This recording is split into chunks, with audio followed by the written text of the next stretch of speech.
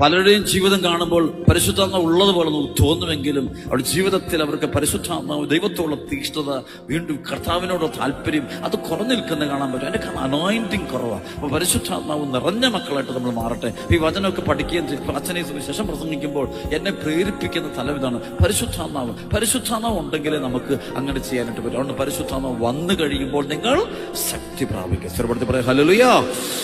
ആത്മാക്കളെ നേടാനുള്ള ദാഹം എന്നതുണ്ട്. വിശുദ്ധ ഫ്രാൻസിസ് സേവ്യറിനുണ്ടായിരുന്നു, വിശുദ്ധ ഫ്രാൻസിസ് അസീസിക്ക് ഉണ്ടായിരുന്നു. അപ്പൊ അവർക്കൊക്കെ ആത്മാക്കളെ നേടാനുള്ള ദാഹം.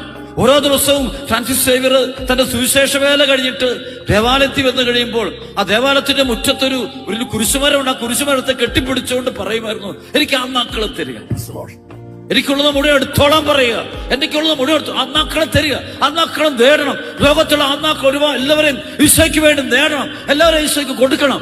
ഈ ഒരു ആഗ്രഹം ഒരാളെ ജനിപ്പിക്കുന്നത് പരിശുദ്ധാത്മാവാണ്.